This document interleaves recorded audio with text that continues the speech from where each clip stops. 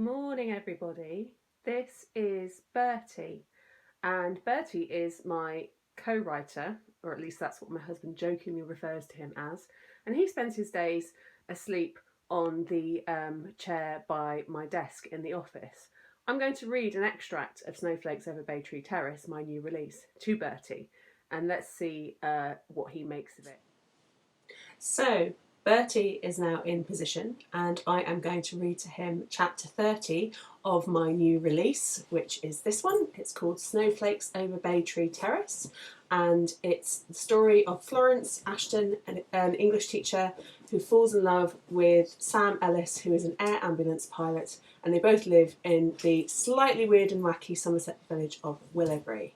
It's Christmas Day, and Florence has spent her first Christmas on her own through choice, but she's just heading out to the pub for a little wander about as well, and just to see who is about in Willowbury on Christmas Day. Chapter 30. Christmas Day for Florence was everything she'd hoped it would be.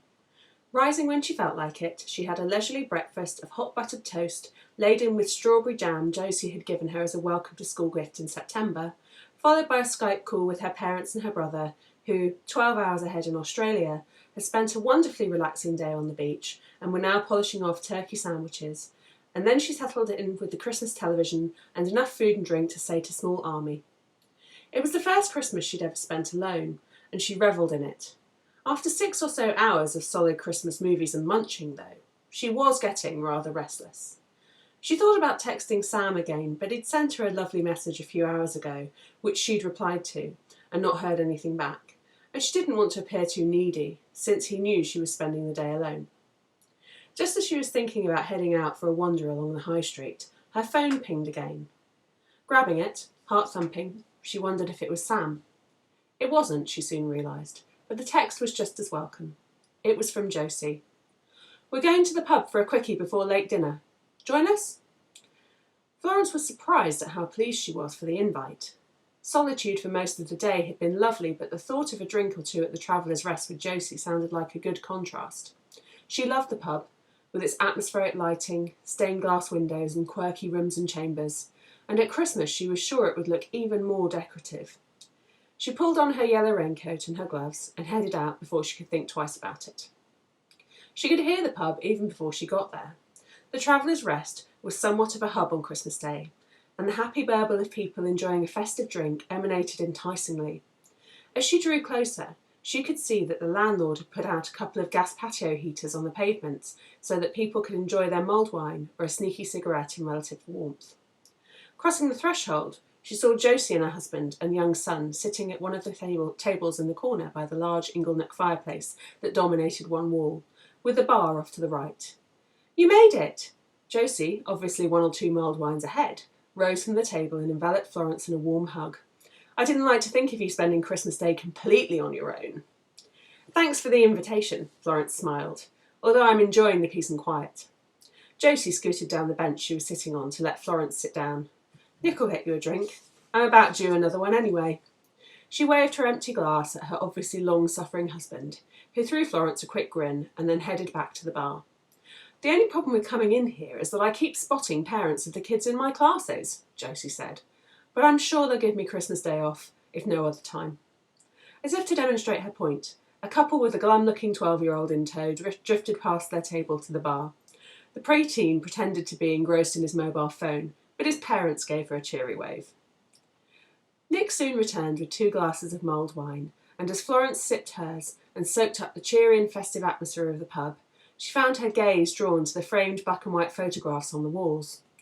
Just to her right was a selection of shots of the various festivals that Willowbury High Street had hosted down the years, from the summer solstice celebrations to scenes of the town covered in snow. Hats figured large in all of them, it seemed. There were a couple of photos of what seemed to be local drama productions too.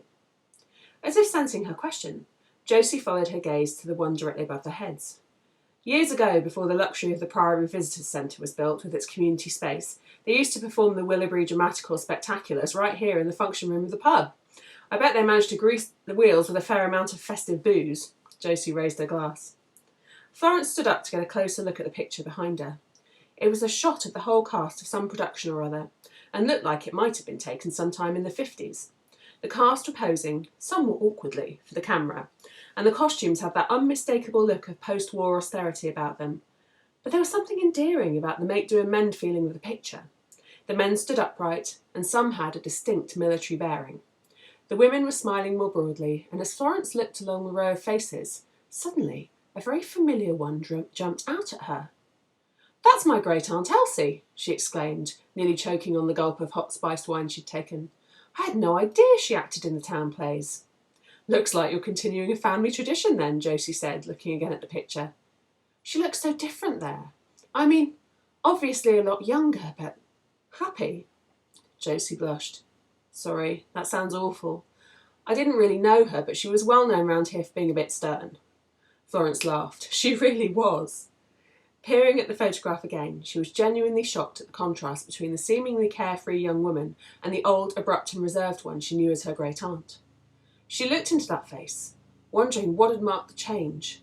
Was it just a lifetime of experiences, or was it something more? Well, Bertie, what do you think about Snowflakes over Bay Tree Terrace? Do you think you might be interested? If you are, then please pick up a copy from Amazon, iBooks or Kobo.